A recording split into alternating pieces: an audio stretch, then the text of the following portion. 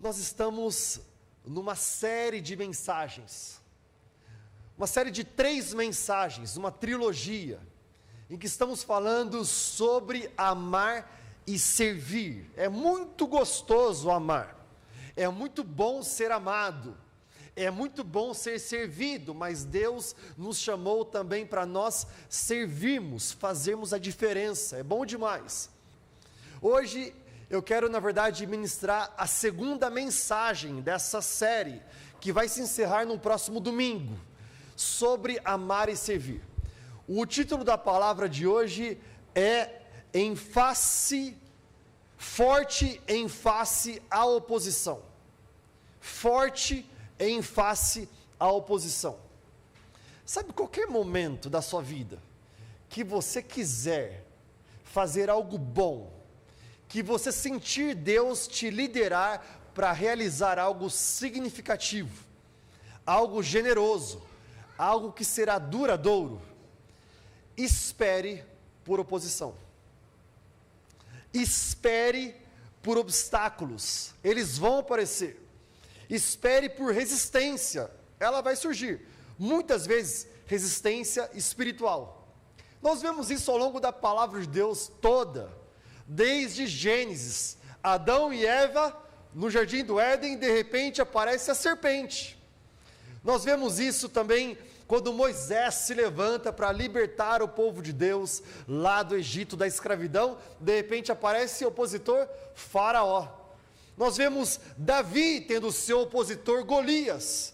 Nós vemos Jesus no Novo Testamento, Jesus com vários opositores, Herodes, fariseus, líderes judeus, Judas, o diabo e também demônios, vários opositores. Vemos Batman e o Coringa, não, Batman não.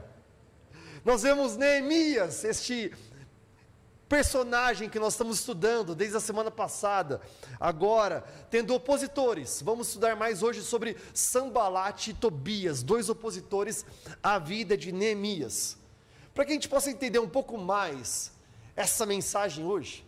É necessário que a gente lembre um pouco mais quem é Neemias.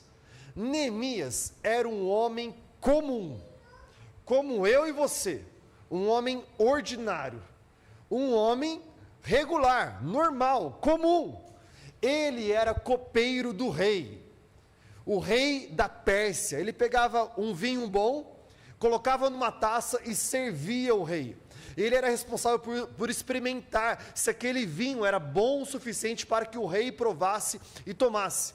Ele também servia como cobaia, porque se aquele vinho fosse ruim e fizesse mal, então ele já estaria no início provando, sabendo. Ele era um homem comum, como eu e você, um homem normal. Só que esse homem, ele ouve algo que aconteceu na sua terra natal. Ele ouve sobre a destruição de Jerusalém, a destruição do povo, o povo que estava sendo levado cativo. As muralhas da cidade foram destruídas, as portas queimadas. Ele ouve que o povo está desolado, e ele ouve que esse povo volta à sua terra natal, mas não existe mais nada lá. O que acontece é que esse homem, ele fica com o coração quebrantado, porque não é isso que acontece quando nós vemos uma injustiça diante de nós. Você vê uma injustiça, você vê algo muito ruim diante dos seus olhos, o seu coração se quebranta. Foi isso que Neemias viveu. Ele viveu um coração quebrantado. E essa é uma grande história de liderança para nós, porque esse homem, ele viaja 1.600 quilômetros para encontrar o seu povo. Ele pede permissão do rei. Rei, eu posso ir lá e reconstruir as muralhas, os muros de Jerusalém. Eu quero reconstruir a cidade. É isso que ele faz. Ele se levanta para inspirar o povo numa causa que parece impossível aos olhos humanos. Então ele se levanta para reconstruir. E o processo dele de reconstrução, projeto de reconstrução, começa com um projeto de reconstrução de portas. Como é que ele faz isso? Ele começa a reconstruir várias portas na cidade de Jerusalém. As portas que ele reconstrói são as portas, a porta das ovelhas, porta do peixe, porta velha, porta do vale, porta da fonte, porta dos cavalos e a porta do esterco. É isso mesmo que eu falei para você. Ele Todas essas portas ele levanta. Eu, se morasse nessa cidade, gostaria muito de morar perto da porta da fonte, nunca perto da porta do esterco. Mas a palavra de Deus fala para nós, se você ler o livro de Neemias mais profundamente, você vai ver que uma das portas se chama Porta do Esterco.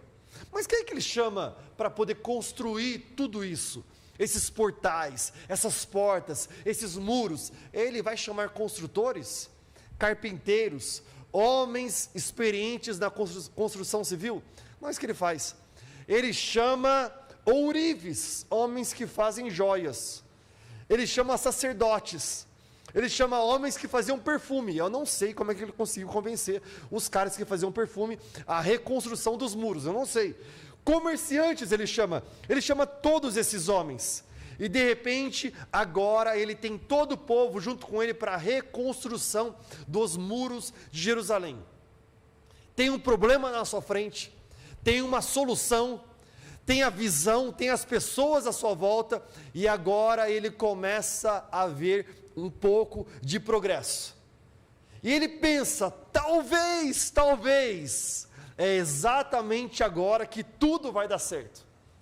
Bem, quando o trabalho começa, a oposição se levanta. Quando o trabalho inicia, a oposição aparece. E olha só o que fala para nós, no livro de Neemias, capítulo 4, versículo 1. Quando Sanbalate, olha o nome do cara, quando Sanbalate soube que estávamos reconstruindo o muro, ficou furioso. Ridicularizou os judeus e na presença dos seus compatriotas e dos poderosos de Samaria, disse: o que aqueles frágeis judeus estão fazendo? No original, quando Sanbalate vai fazer essa pergunta, ele está chamando os judeus de frágeis. O original quer dizer uma flor que tem a sua raiz cortada, ou seja, o que esses judeus pensam que são?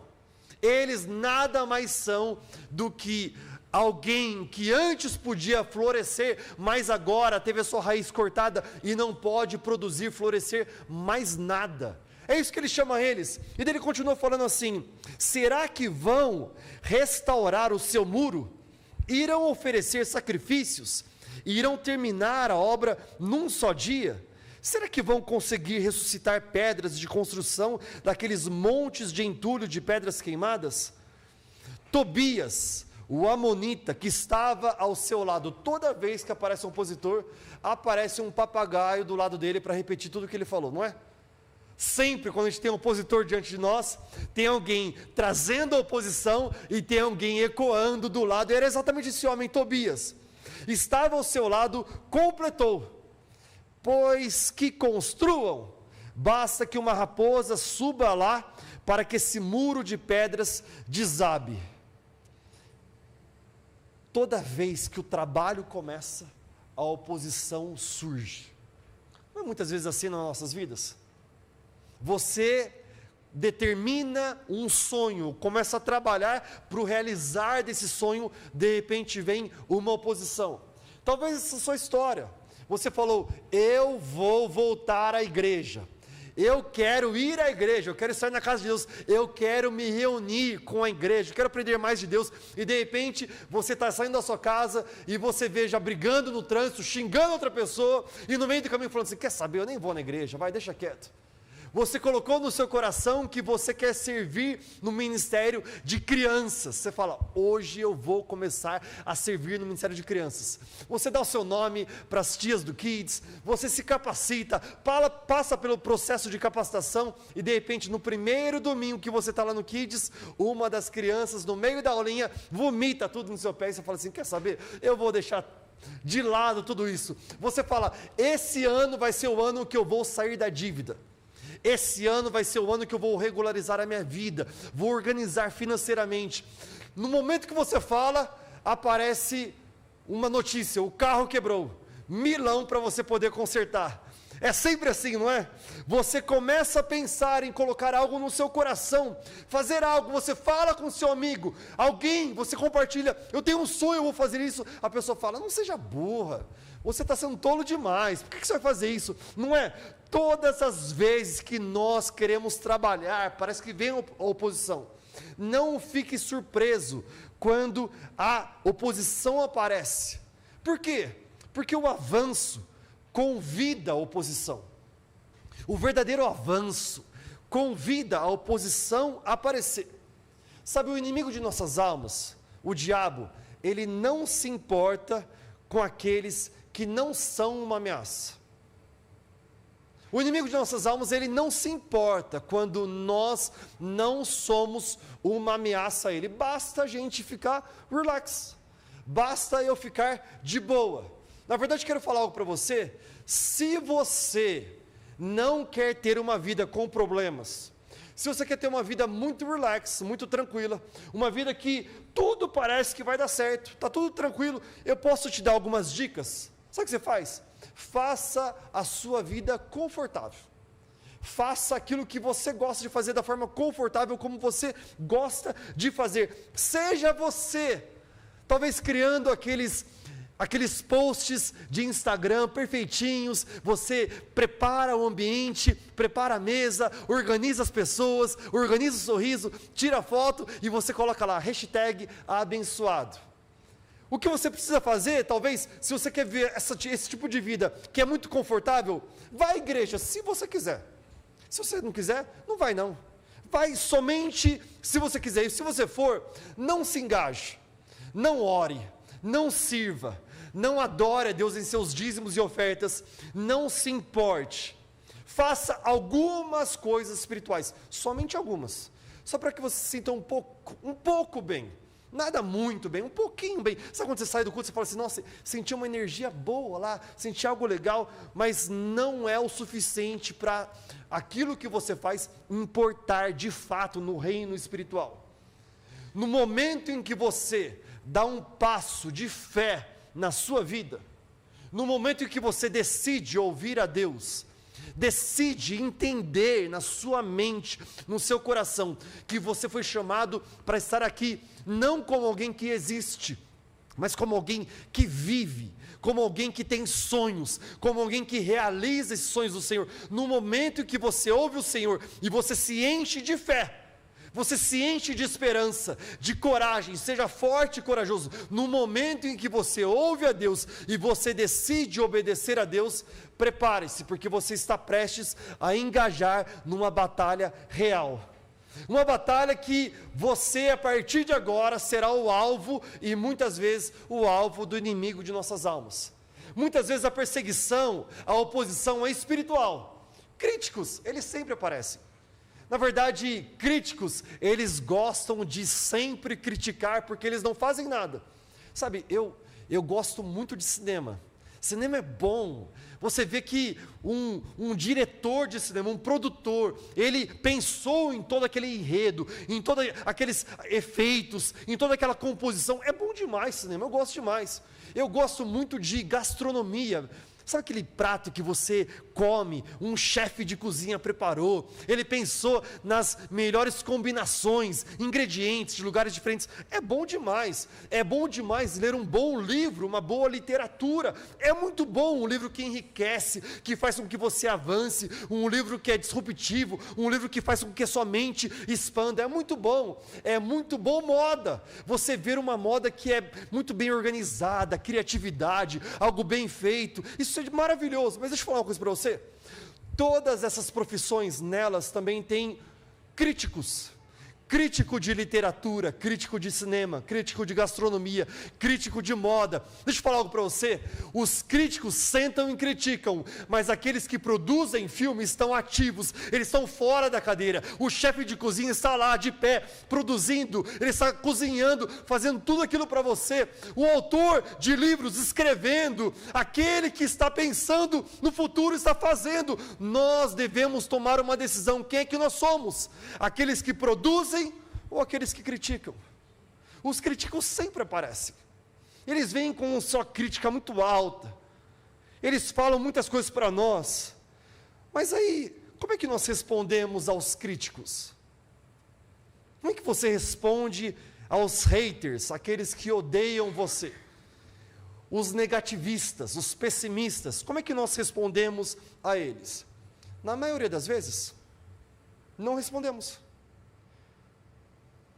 Note que o Neemias não faz nada.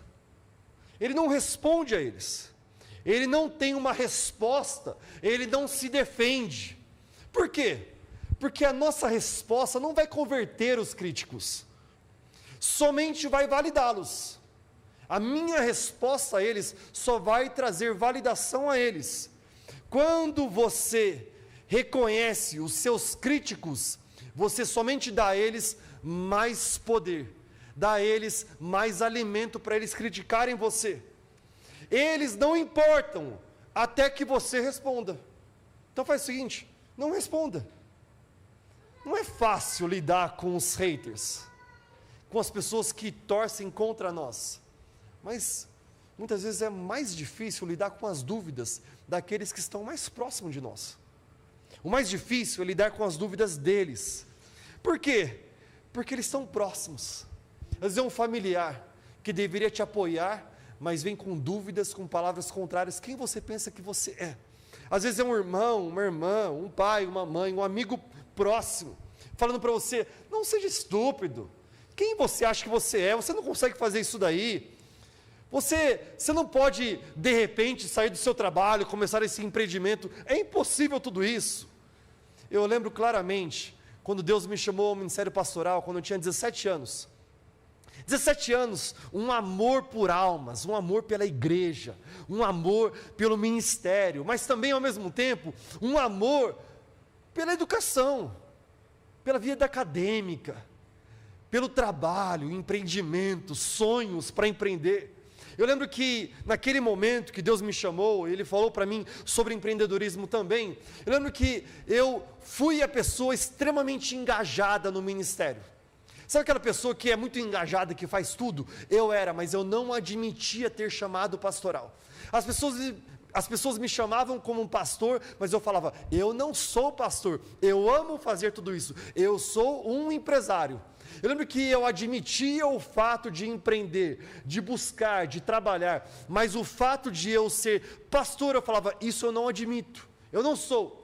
Passando o tempo, eu fui uma pessoa que fui excelente no meu trabalho, no dia a dia, dando o meu melhor, aprendendo cada vez mais, aprendendo nos acertos, nos erros, mas também uma pessoa que no ministério, entregando o meu melhor. Mas eu lembro claramente, com 33 anos, quando Deus falou assim para mim, ei, já é tarde demais, não dá mais para você fugir, eu te chamei não para ser uma coisa ou outra, eu te chamei para ser um empresário e um pastor. Eu lembro que naquele momento eu me enchi de coragem, me enchi de força, falei sim para o Senhor, e eu comecei a compartilhar com os mais próximos, com os amigos, com os familiares, os mais próximos, e a maioria das pessoas falaram para mim, as pessoas que me amavam, eu acho que você está perdendo um grande potencial na sua vida, porque você tem tanto potencial como empresário, agora que as coisas estão caminhando cada vez melhor, como é que você vai dividir o seu tempo como pastor e empresário? Não é assim que acontece conosco? Você colocou no seu coração, nós vamos adotar uma criança, de repente mais próximo de você, os mais próximos falam, quem você pensa que é? Você não consegue nem cuidar da própria vida, olha o tanto de filho que você já tem, você não consegue cuidar deles. Não acontece isso quando você fala assim, eu vou começar um GA na minha casa, um grupo de avivamento, um grupo pequeno da igreja na minha casa, nós vamos estudar a Bíblia, vai ser bom demais. Aí tem aquele irmão que fala assim, você não sabe nem onde é que fica o livro de Levíticos, você não leu ele? E de repente vem aquele balde de água fria, e fala para você, você é velho demais, você é jovem demais, você é inexperiente demais, você é ocupado demais, as pessoas negativas, elas precisam vir de nós, vocês não conhecem o meu Deus, você precisa ouvir a voz do meu Deus, é tempo de eu e você ouvirmos mais a voz de Deus. O que eu ouço de Deus, e eu tento viver na minha realidade, no dia a dia, é eu tentar não ser movido nem pelos elogios e nem pelas críticas. Eu falo isso para mim mesmo. Eu não quero que os elogios alcancem a minha cabeça, e eu não quero que as críticas cheguem à minha coração. Eu não quero que os elogios alcancem a minha cabeça. Eu não quero que as críticas, elas cheguem até o meu coração. Neemias sabe. E ele faz o quê? Ele não responde aos críticos. Eles estão lá, Sanbalat e Tobias, para criticar ele. Ele não responde a ele. Ele responde a Deus. Ao invés de se engajar num nível de luta muito menor, muito inferior, ele decide voltar o seu coração a um poder superior, a presença de Deus. O que ele faz? Ele ora. E olha a oração de Neemias. No versículo 4, ele diz assim: ouve-nos, ó Deus, pois estamos sendo desprezados. Ele está falando assim, eles estão criticando a gente. Deus, ouve a gente, porque eles estão opondo a nós, com críticas, com palavras duras. Aí entenda que essa oração de Neemias, ele não tinha ainda aprendido com Jesus a como orar. Ele não sabia ainda a oração que Jesus tinha nos ensinado.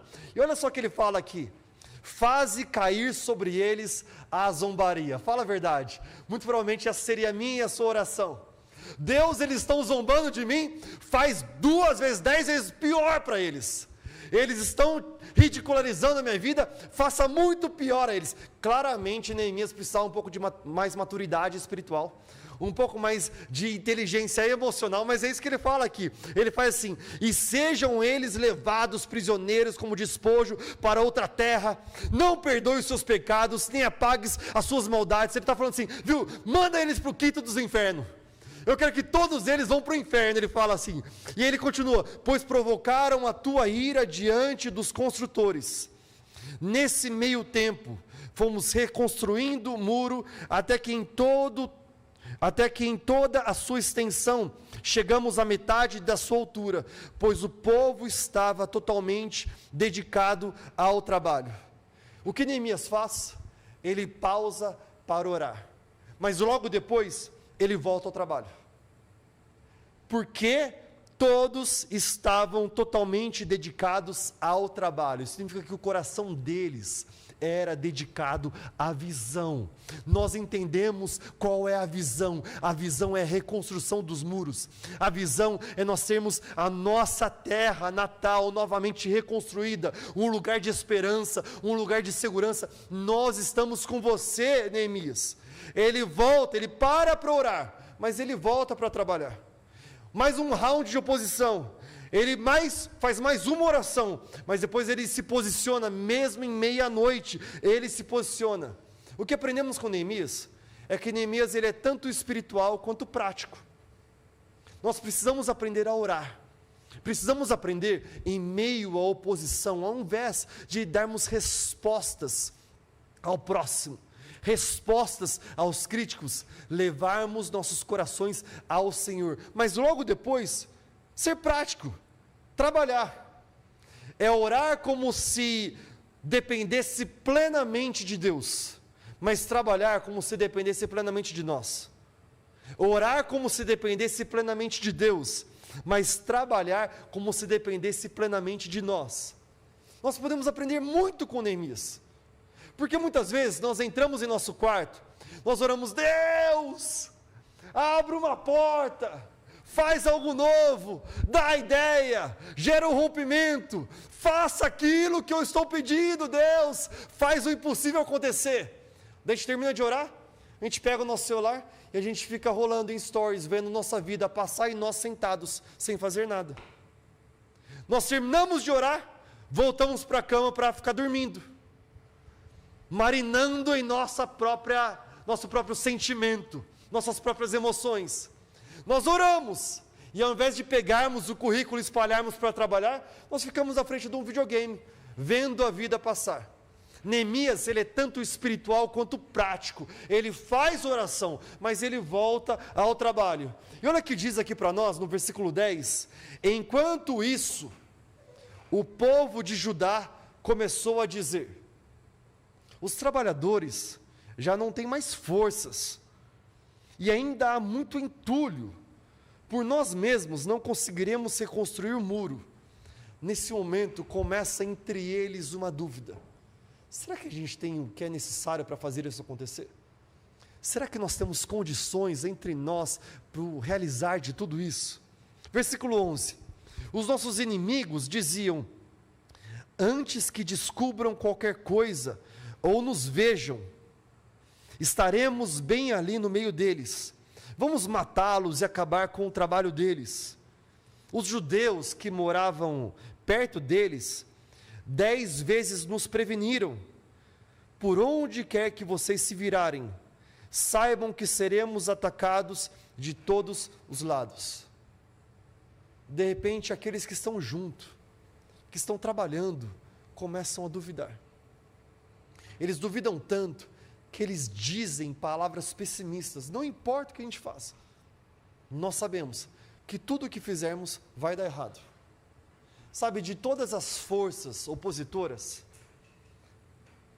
talvez haters externos, pessoas que nos odeiam externamente, relacionais, talvez até levante espiritual contra nós. Para mim, a mais difícil sempre foi essa: oposição interna. É aquela voz que está aqui dentro, que fala comigo mesmo. É eu falando comigo mesmo. É você falando consigo mesmo. Quem você pensa que você é? Você é só uma pessoa. Você nunca pode fazer a diferença. Você não tem o necessário. Sabe, a oposição externa só terá volume suficiente enquanto minhas inseguranças internas permitirem elas terem volume. As oposições externas somente terão volume para ouvirmos elas suficiente enquanto as nossas inseguranças internas permitirem que elas tenham volume. No momento em que Neemias começa a batalhar com suas próprias inseguranças, ele tira o foco do Senhor, ele tira o foco dele mesmo. No momento que o povo começa a ouvir mais as inseguranças, ouvir mais a sua própria voz. Não é assim comigo, com você? A gente olha para o espelho, nós acordamos talvez num domingo, vamos à igreja, somos alimentados com a palavra de Deus e saímos cheios de esperança. Mas quando vemos a segunda-feira e o espelho diante de nós, é a nossa voz falando com nós mesmos: quem você pensa que você é? Bem, neste momento, Neemias passa por algo crucial que eu e você passamos. Como responder àquela voz interna que fala com você? Eu não sei se é só eu, mas eu estou olhando para vocês e eu acredito que nós passamos por essas lutas. Essa luta que a sua voz está falando com você, as suas inseguranças falando com você. No versículo 14, vai dizer a nós qual é a resposta de Neemias. A resposta de Neemias é esta: fiz uma rápida inspeção e imediatamente disse aos nobres, aos oficiais e ao restante do povo: não tenham medo deles, lembre-se de que o Senhor é grande e temível. Neste momento, o que Neemias faz?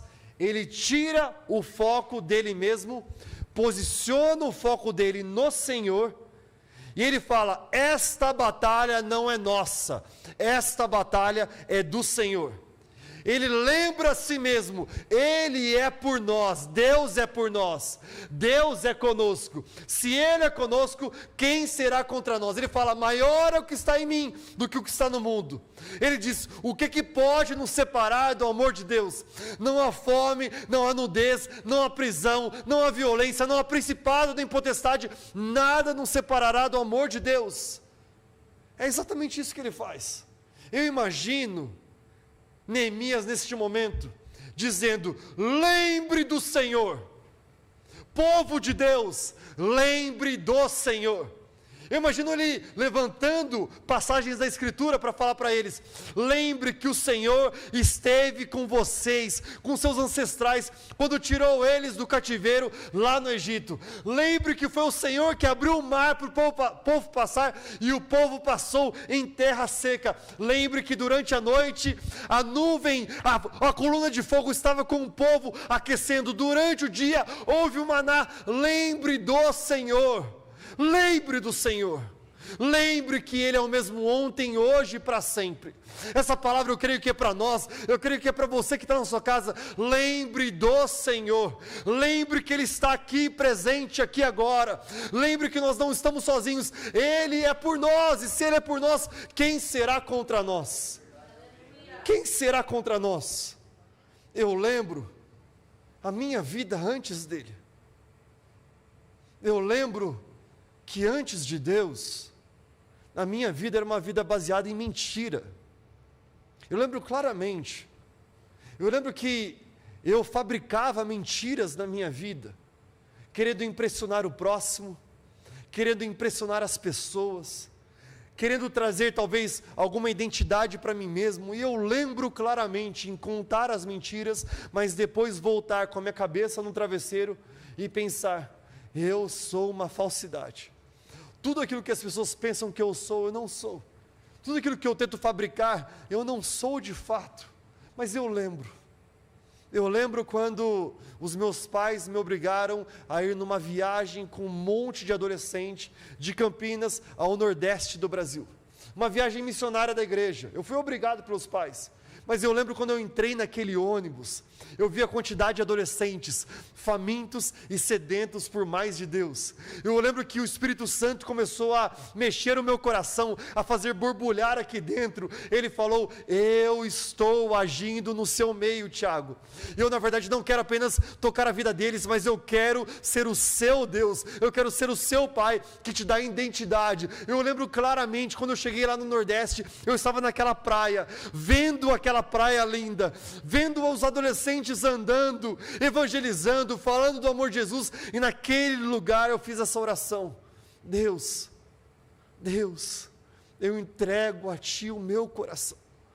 Eu não quero viver uma vida com a minha falsidade, com as minhas histórias falsas, mas eu quero viver uma vida com a Tua verdade, porque Ele é o caminho, Ele é a verdade e Ele é a vida. O único caminho para nós chegarmos à presença de Deus Pai é por meio de Jesus Cristo, e eu entreguei a minha vida a Jesus.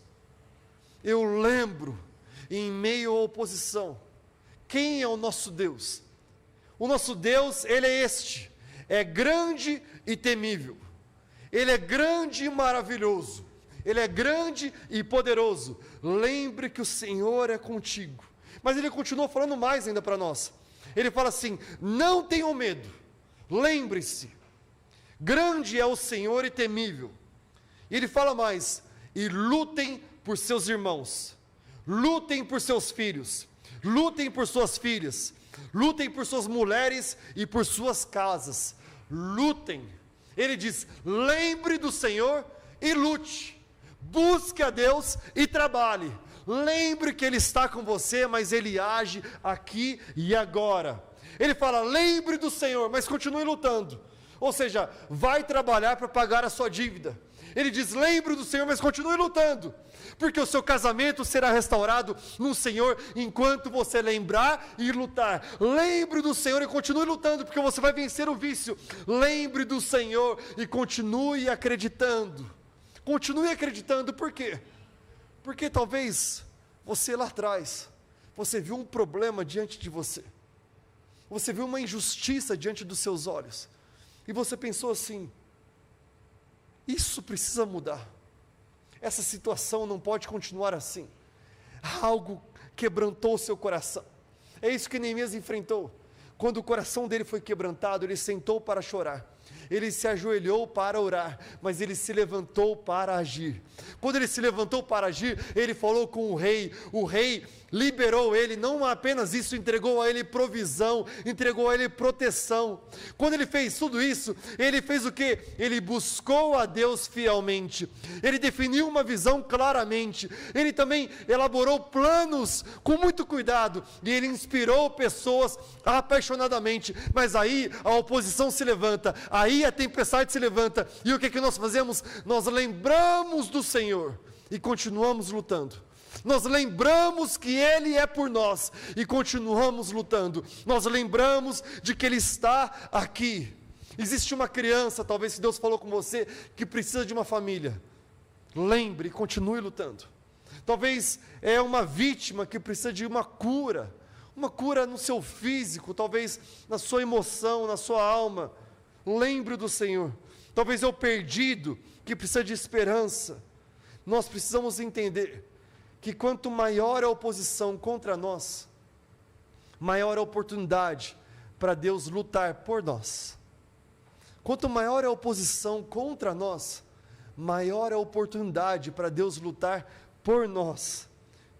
Essa frase eu falo sempre para mim mesmo, porque a verdade é que em nossa obediência a Deus, se você não está pronto na sua obediência a Deus, se você não está pronto para a oposição, então você não está pronto para ser usado por Deus.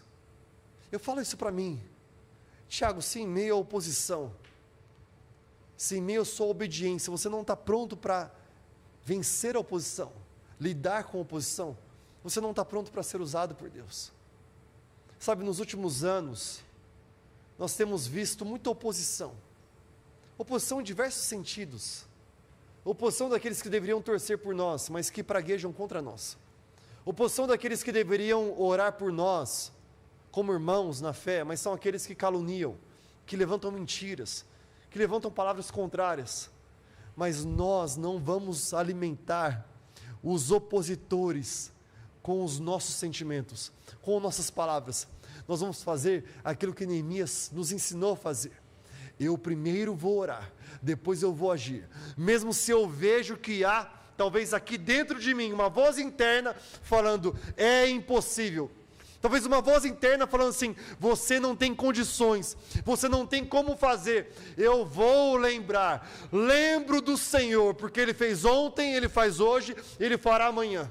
Eu lembro do Senhor, porque Ele é o mesmo ontem, hoje e para sempre. Eu lembro do Senhor, porque Ele faz coisas novas todos os dias. Lembre do Senhor e continue lutando. Porque quanto maior é a oposição que nós enfrentamos, maior é a oportunidade para Deus lutar por nós. Sabe, quanto maior posição que nós temos diante de nós, maior é a oportunidade de Deus lutar em nosso favor. Será que você pode ficar de pé onde você está? Eu quero fazer uma oração com você.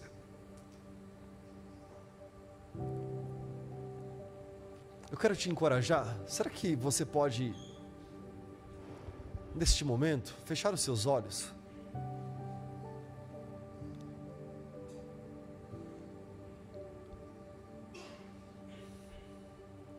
Eu sinto o Espírito Santo falando conosco. Você que está na sua casa, eu sinto Deus falando com você. Talvez você tenha enfrentado uma temporada, um tempo, em que você, em primeiro lugar, ouviu vozes externas, opositoras contra você. Mas depois você ouviu vozes internas, pensamentos que foram te levando a um lugar cada vez mais profundo, de depressão, de sentimentos negativos, de visão pessimista. E hoje à noite o Espírito Santo ele fala para nós, lembre do Senhor, lembre do Senhor, lembre que Ele é o mesmo ontem, hoje e para sempre. Eu quero fazer uma oração com você. Se você, por algum motivo, talvez tem dado muito mais voz, muito mais resposta aos opositores do que orar e falar com Deus. Talvez nos últimos tempos, você tem alimentado mais vozes internas falando com você que não é possível, que você não tem condições. E hoje à noite você ouve o Espírito Santo falando claramente para você: ei, descanse em meus braços que eu tenho para você.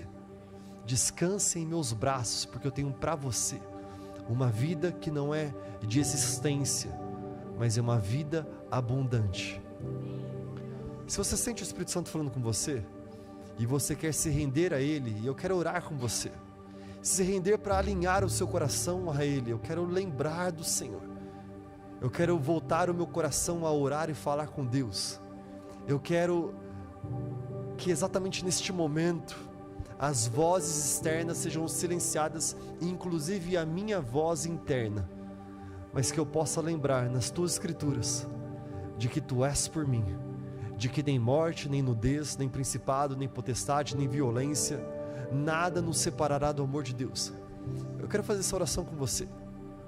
Se você sente o Espírito Santo tocando você e falando com você, você quer dar um passo de fé, porque todas as vezes que Deus fala conosco, é necessário que nós respondamos, é necessário que nós demos um passo de fé em resposta a Deus. Eu quero fazer essa oração com você, eu quero te encorajar a você levantar sua mão bem alta, eu quero orar com você.